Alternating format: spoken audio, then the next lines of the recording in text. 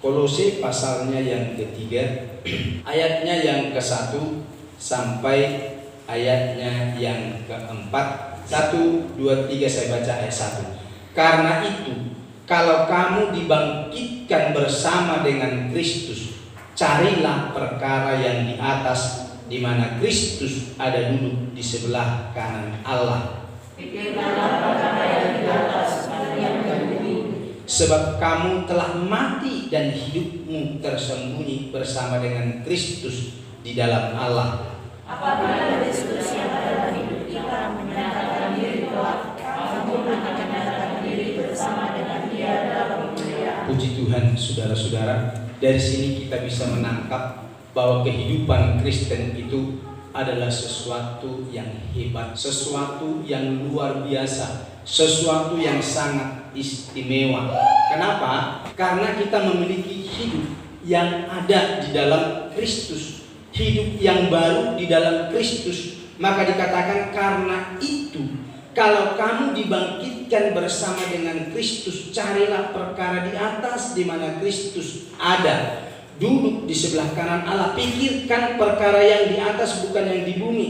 Sebab kamu telah mati dan hidupmu tersembunyi bersama dengan Kristus di dalam Allah. Puji Tuhan. Ini hebatnya kehidupan kita sebagai anak-anak Tuhan, bahwa Yesus Kristus, Dia adalah Tuhan, rela mati menggantikan kita. Itu istimewanya, itu hebatnya, itu luar biasanya. Dia bukanlah manusia biasa, tapi Tuhan yang berkuasa atas segala-galanya, pemilik segala-galanya. Tapi Dia rela serahkan hidupnya. Dia rela memberikan hidupnya kepada kita, yang seharusnya kita ini yang terhukum. Kita ini adalah orang yang sudah mati. Sejak lama kita sudah mati melalui pelanggaran nenek moyang kita Adam dan Hawa, karena ketidaktaatan, karena ketidaktundukan mereka kepada Tuhan. Dan dosa itu kita tidak layak bagi Tuhan. Kita tidak layak bagi kerajaan Tuhan. Tapi di tengah-tengah kondisi itu pun Yesus Kristus mau datang ke tengah-tengah dunia ini. Maka dalam Yohanes 3 itu ayat 16, karena begitu besar kasih Allah akan dunia ini, itu membuktikan bahwa kita tidak mendapat bagian dalam kerajaan Allah. Kematian itulah menjadi bagian kita. Tapi Yesus tidak mau kita ada dalam kematian ini. Maka saya katakan hidup Kristen itu istimewa. Dari ayat yang kita baca ini, ya, sangat luar biasa, sangat spesial hidup Kristen kita itu. Kita harus menyadari itu, kita harus mengerti itu. Ada orang yang rela mati buat kita supaya kita beroleh hidup. Ini luar biasa, saudara-saudara.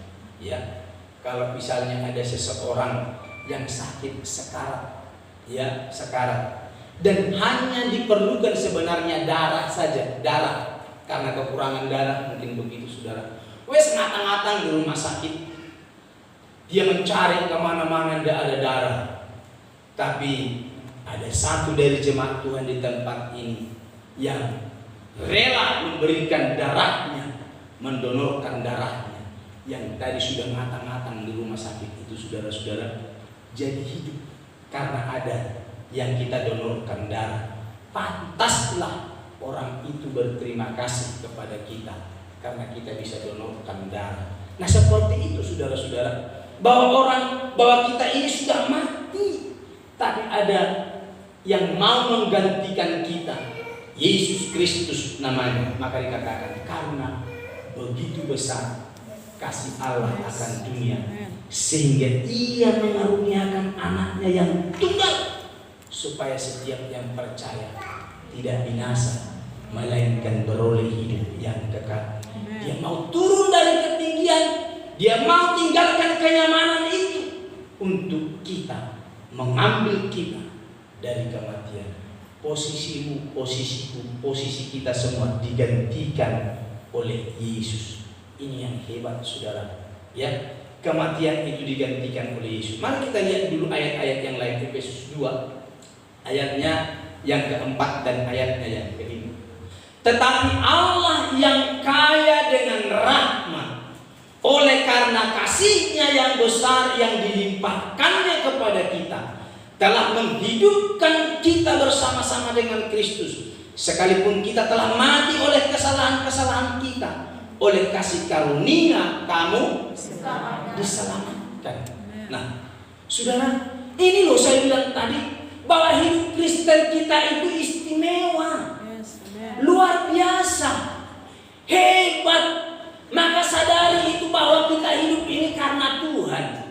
Dia yang menyerahkan hidupnya kepada kita sehingga kita beroleh hidup. Tidak ada agama yang punya keyakinan seperti ini selain kita. Orang lain punya keyakinan sangat berbeda. Mereka selamat karena perbuatan baik, karena perbuatan manusianya. Kita tidak bisa. Tidak bisa. Tapi karena Dia yang rela mati. Maka katakan, tetapi Allah yang kaya dengan rahmat, oleh karena kasih-Nya yang besar yang dilimpahkan kepada kita, telah menghidupkan kita bersama dengan Kristus. Kekayaannya itu loh, memberikan kita hidup. Oleh karena kasih-Nya yang besar dilimpahkannya kepada kita, sehingga kita beroleh hidup. Hebat loh. Maka kita harus ingat, eling, ya harus eling, bahwa hidup kita ini semata-mata karena Kristus. Kristuslah yang memberikan kehidupan kepada kita. Kita baca satu lagi dalam Kolose pasal 2 ayatnya yang ke-13 dan ayatnya yang ke-14. Kamu juga meskipun dahulu mati oleh pelanggaranmu dan oleh karena tidak disunat secara lahiriah, telah dihidupkan Allah bersama-sama dengan Dia sesudah Ia mengampuni segala pelanggaran kita, dengan menghapuskan surat hutang yang oleh ketentuan-ketentuan hukum mendakwa dan mengancam kita, dan itu ditiadakannya dengan memakukannya pada kayu salib. Saudara, kita dibayar oleh Yesus lewat kematian di kayu salib. Kita berhutang kepada dosa, tapi saat ini Yesus bayar itu.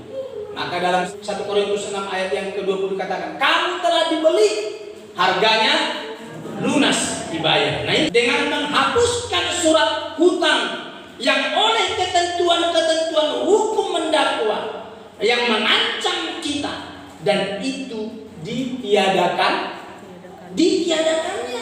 dihapuskannya dengan memakukan pada kayu salib.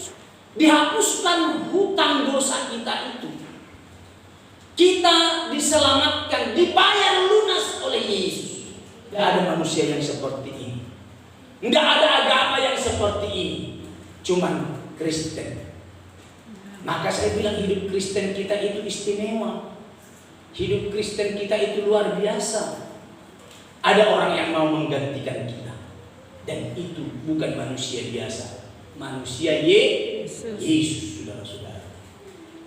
Hebat loh. Kalau seorang wali kota saja datang menebus kita ketika kita tidak mampu bayar hutang di rumah sakit, ketika seorang wali kota pakai hak kuasanya, kamu keluarkan dia. Jangan tahan-tahan di sini. Ketika keluar, betapa sukacitanya, betapa luar biasanya. Anak sekolah saja ketika tidak keluar ijazahnya, wali kotanya turun ke sana, dan ketika ijazah itu bisa diambil keluar, betapa sukacitanya anak itu. Itu baru ijazah, dan uangnya tidak banyak, mungkin 1 juta 2 juta kali. Tapi 1 juta 2 juta bagi yang punya ijazah mahal. Tapi ketika itu bisa keluar, saudara-saudara, betapa bahagianya si anak tersebut. Kita ini tidak bisa bayar itu. Hanya Yesus sendiri. Maka dikatakan, dengan menghapuskan surat hutang yang oleh ketentuan-ketentuan hukum mendakwa dan mengancam kita, dan itu ditiadakannya dengan memakukannya pada kayu salib. Tidak pandang siapa kita, apa warna kulit kita, apa status kita, tidak pandang itu Tuhan. Tapi Dia mau datang ke tengah-tengah dunia kepada semua. Sekarang siapa mau respon? Maka dikatakan tadi, dengan menghapuskan surat hutang yang oleh ketentuan-ketentuan hukum mendakwa dan mengancam kita, jelas kematian menjadi bagian kita. Dan itu ditiadakannya dengan memakukannya pada kayu salib. Puji Tuhan. Ini hebatnya kekristenan kita, istimewa dan luar biasa. Karena itu kekasih dalam Tuhan, mari kita mengisi hidup kita sebagai anak-anak Tuhan yang benar. Ya, sebagai orang Kristen yang benar, kita isi hidup ini, saudara-saudara. Karena ada banyak orang Kristen di luar sana yang tidak menyadari betapa luar biasa hidup Kristen itu. Maka sembarang saja dia hidup, saudara-saudara. Ya, karena tidak sadar bahwa dia sedang ditebus oleh Tuhan. Tidak sadar kalau hidupnya itu ada sesuatu yang istimewa. Maka mereka telah memilih jalan mengenakan kehidupan anak-anak dunia, hidup sesuai dengan keinginan mereka. Coba betapa sayangnya seorang Kristen yang sudah ditebus oleh darah Yesus dan diberikan satu kehidupan, tapi hidupnya dipergunakan dengan sama dengan dunia. Pada Roma 12 itu jelas, jangan kamu menjadi serupa dengan dunia. Orang di luar sana lakukan berjudi, ini hiburan katanya. Orang-orang Kristen melu-melu, ini hiburan. Loh, hiburan saudara-saudara, berjudi ya hiburan. Ya, kenapa ketika tidak bangkrut tidak bilang ini hiburan, bangkrut saya? Ketika sakit parah pun tidak bilang ini hiburan. Saudara-saudara, kok berjudi itu hiburan karena belum merasa habis-habisan? Ya, bilangnya ini hiburan. Orang Kristen harus belajar hidup supaya kita meninggalkan hidup kedagingan itu, saudara-saudara. Jangan sama dengan orang-orang dunia di luar sana. Mari isi hidup kita dengan perkara-perkara yang menyukakan hati Tuhan. Jangan hidup di tengah-tengah dunia. Jangan kembali kepada dunia sama seperti Demas. 2 Timotius pasal 4 ayat 10. Ini Demas ini, demikian firman Tuhan saya bacakan kepada kita. Karena Demas telah mencintai dunia ini dan meninggalkan aku. Ia telah berangkat ke Tesalonika, Kreskes telah pergi ke Galatia, dan Titus ke Dalmatia. Puji Tuhan. Perhatikan bagian hanya saja. Karena Demas telah mencintai dunia ini dan meninggalkan aku. Demas ini lebih cinta keadaan sekitarnya, dunia ini, daripada hidup berkenan kepada Tuhan. Mari supaya kita tidak niru-niru orang-orang dunia yang katanya pengikut Kristus tapi hidupnya terus kembali kepada dunia seperti Demas. Demas telah mencintai dunia ini. Dia lebih cinta kepada dunia daripada bersama dengan Paulus melayani menjadi pengikut Tuhan. Rugi bagi Demas. Sekali lagi kekasih dalam Tuhan, oleh kemurahan Tuhan kita diberikan hidup yang baru. Ya, oleh kemurahan Tuhan kita diberikan hidup yang baru. Dia yang kaya dengan rahmat segala-galanya. Dia adalah Tuhan tapi mau gantikan kita. Itu semua karena kemurahan Tuhan yang diberikan kepada kita. Hidup yang baru di dalam Kristus. Bagaimana hidup yang baru dalam Kristus itu? Kembali kepada pembacaan kita tadi. Dalam Kolose pasal 3 ayat 1 menjelaskan kepada kita begini. Karena itu, kalau kamu dibangkitkan bersama dengan Kristus, kita diberikan hidup yang baru di dalam Kristus. Carilah perkara di atas, di mana Kristus ada duduk di sebelah kanan Allah. Jadi hidup di dalam Kristus itu, saudara-saudara, carilah perkara yang di atas. Ya, puji Tuhan. Cari perkara yang di atas, miliki persekutuan yang benar dengan Tuhan. Kita harus punya itu. punya persekutuan yang benar dengan Tuhan. Ayo hidup dalam kesukaan Tuhan, bersekutu dengan Tuhan. Sama seperti jemaat mula-mula di dalam Kisah Rasul pasal yang kedua itu, coba lihat. Kisah Rasul 2:41-42. Orang-orang yang menerima perkataannya itu memberi diri dibaptis, dan pada hari itu jumlah mereka bertambah kira-kira 3.000 jiwa. Ini saat Petrus berkhotbah, 3.000 jiwa sekaligus percaya. 42. Mereka bertekun dalam pengajaran rasul-rasul dan dalam persekutuan. Perhatikan. Mereka bertekun dalam pengajaran rasul-rasul. Mereka bertekun dalam bersekutu. Bahkan selanjutnya dikatakan, mereka selalu berkumpul, pecahkan roti, dan berdoa. Ini saudara-saudara yang dikasihi Tuhan, hidup yang baru di dalam Kristus itu. Cari perkara yang di atas, hidup dalam persekutuan dengan Tuhan. Mazmur 27 ayatnya yang keempat. Satu hal telah kuminta kepada Tuhan, itulah yang kuingini, diam di rumah Tuhan seumur hidupku, menyaksikan kemurahan Tuhan dan menikmati baiknya. Ini hidup dalam persekutuan dengan Tuhan.